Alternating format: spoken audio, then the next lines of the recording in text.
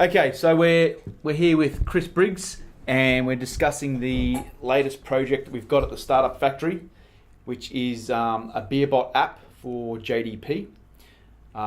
So Chris is here, I'm here, and we've got Michael remotely on a peer.in.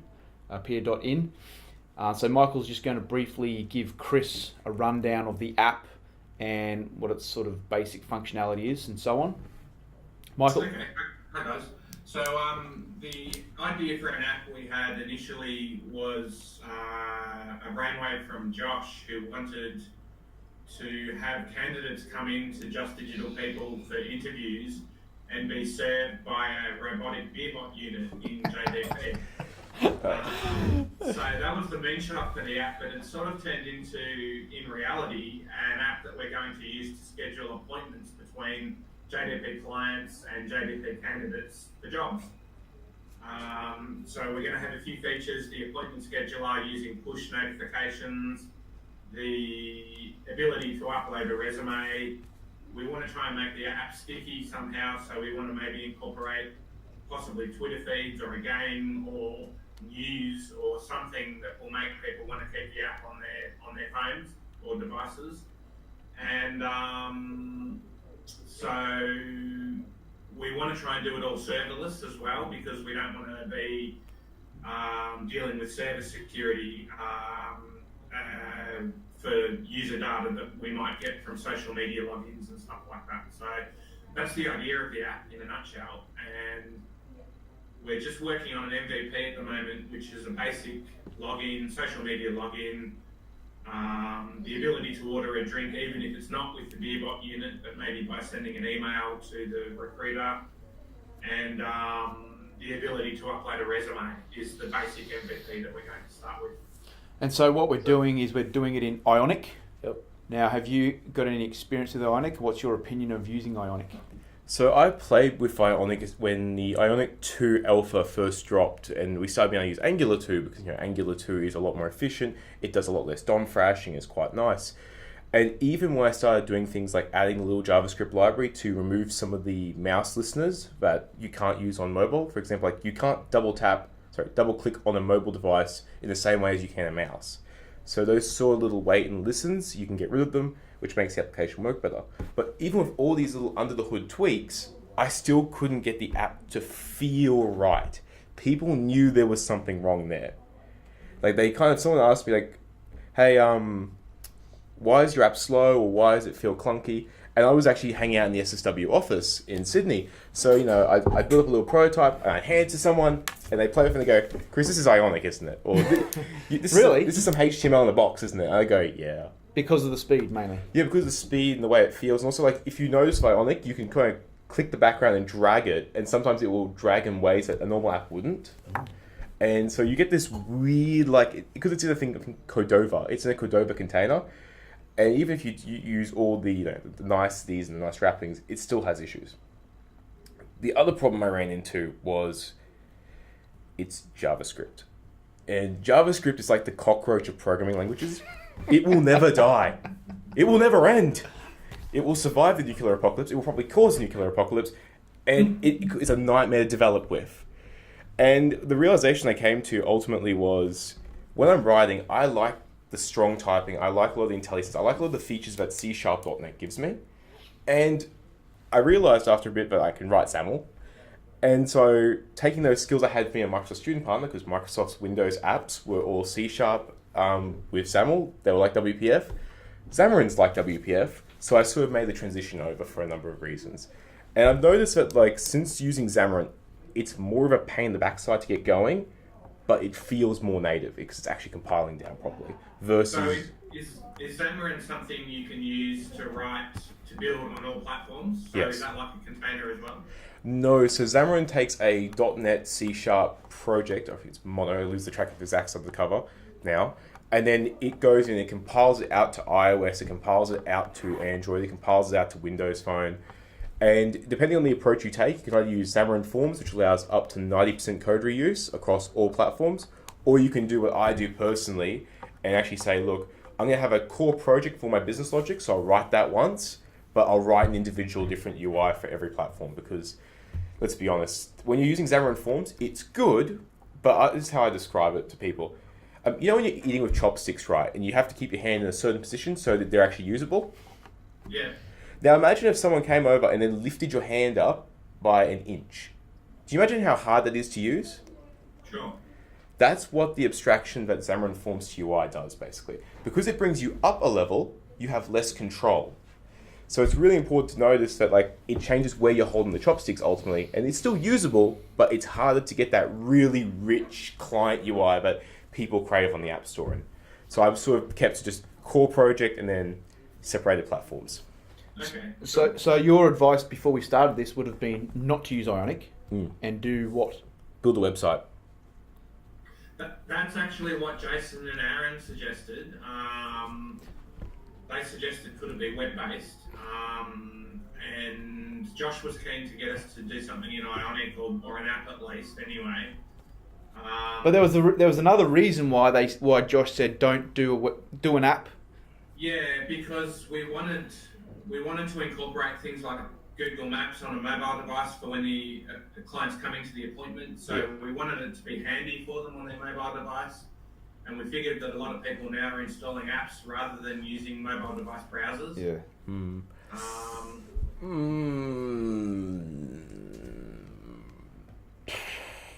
Yeah, I see where you're going with that. It is important to note that you are using Ionic, and depending on how you compile your application, you are still using the internal browser. You're just using it in a different view. So there's a thing I think it's called crosswalk, which makes it a bit better. So because Ionic is HTML, the app container still calls up a web view to display it. So you may still have issues there. And I see where you're going with it. I personally, I don't know about other people, but I just have Google Maps installed. Like every phone comes with a map client installed, and every Android phone comes with, I'd argue, the best. So, and now most mobile OSs, if you tap it, it brings up the map anyway.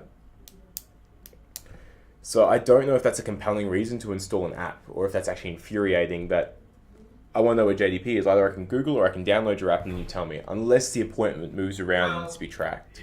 Yeah, if the appointment came through the app, then the app would already be downloaded. And they'll be able to get their appointment time, location, who it's with, and the map all in one screen. See, I'd still build that as a website, and I would then generate up a calendar appointment, an iCal file, throw that over an email with a picture of the map, and then just send that into their inbox. Versus trying to host that inside of an app container. But that's just me. Like I would be really pushing. And there's a major reason why I don't like apps. And the simple reason is that with a website, so this morning I deployed 4 copies of one of the Loop production sites to staging in the morning. I just went, deploy. And then whenever I decided, I could have said, cool, version 4, it's great. It's going to go out to production. And with a click of my fingers, it's there. All my users are now on the latest version. With an app, there's a massive lead time. So there's this problem where, you deploy out to your staging, your Cocky app, whatever you're using. And then you go, cool, this is the version, this is the one we want our users to use. Now you got to wait 2 weeks for Apple to certify it. Yeah, that's with iOS. Yeah. And that's what's been putting me off apps. Honestly, there was one other reason why Josh considered that an app might be a better option than a browser or than a website, and that is that the ability to use push notifications to get clients to know when their next appointment is. Yeah, that was it. Yeah. Yeah, and that's a big one. That push notification system in apps is really nice. So if you can make it compelling, it's worth having. Especially where it's compelling is if you can get the JDP staff to say, let's say I'm running late, I send you a push notification. Let's say I change the room, I send you a push notification. If they're using it like a live, keeping the person up to date, it's great. But if it's sort of like a set and forget, take it or leave it. But it can be quite useful if the person... Well, the idea is we want them to be able to use it. So to get the app being used, it would just be a matter of putting a link in the initial candidate's email from the recruiter. Say download our app to schedule appointments. The recruiter could then send push notifications to the client, be sure that the client would get the push notification on their mobile device. And that was the whole idea behind it, basically, with some other features to make it a bit more interesting and usable. So, I don't know. That was the idea behind mainly wanting to use an app, I guess, rather than a website. Yeah, and as long as they make it, and that's the thing, right? Your make or break is really on how well these staff embrace it, and if they really want to use it. If they make it so that they're running late by 5 minutes, or they need to use the loo before the meeting, and they hit a button and they send it out, it's awesome. If they don't use it, it feels pointless and kind of maybe even infuriating. So really, that's all down to corporate culture and however they feel about the app. And your first experience you give them is going to be super critical, because if you give them an app and it's buggy, they won't want to use it. It's got to be polished. You've got to test it. So for quick, what you can be doing is also get an idea of what phones the recruiters are using. So if you find out that like half of the recruiters are using crappy little Android phones, you might want to start testing on those, because Ionic apps can be quite slow. So that's really what we're recommending. And there's a number of things you can do. So if you find out that at Just Digital People that they use iPhone 5Cs and 6Ss, you may use something like Xamarin Test Cloud or the Amazon offering and say, I'm going to set these tests up and run my application on these devices on the cloud, just to make sure that when you give it to them, it's good. Because otherwise, so we can iOS emulate on a cloud platform. Yes, so there's a number of them. For example, Xamarin Test Cloud, where you can record these test steps, and then you say, cool, every time I push a build up here, I want you to run these tests. And you can say what devices you run against. Okay, cool. So what would be the best test environment for Ionic?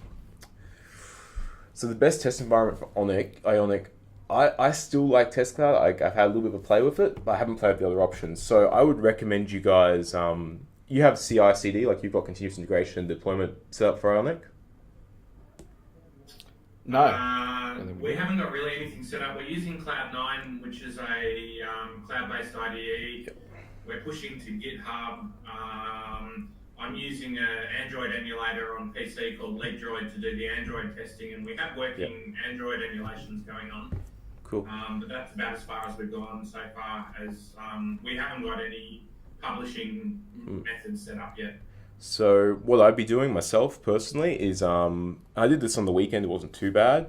The easy option would be something like VSTS. So you basically have it so you go trigger that, when you update the repository, you fire off a build, the build compiles your application, it runs, and VSTS has options for Xamarin Test Cloud, and other services have different options. So it depends on where you choose, what you go. You fire off your tests. If that works, it pushes it out to Hockey App or whatever test flight tool you're using, and then it gets delivered to your phones. So I think it's important that you have some kind of continuous integration going on. Okay. Now, you can choose how you want to use it. You may choose that, okay, we don't, because it's expensive, because, for example, Xamarin takes 5 minutes to compile on VSTS or something stupid. You might say, cool, it won't be automatic, but we'll manually trigger these builds. So what would your thoughts be about maybe doing something not live to start with until we have something that's worth publishing, and then setting that up at that stage for testing? So there's a bit of saged wisdom. David Barella, a guy who I used to work with but now works at Microsoft, told me. He says, when you go file, new project, always click run. Always make sure it builds. Always make sure it works. If you check out source, or clone as we call it now, then always run, make sure it works. If it doesn't work, fix your dependencies, fix whatever you need to fix before it's in a running state. And so I've taken that forward with my own personal projects. So if I build anything, I deploy out the staging. It's there, it's done. My continuous integration and deployment paths are always tested with the basic Hello World. Because if Hello World doesn't work, your app's not going to work.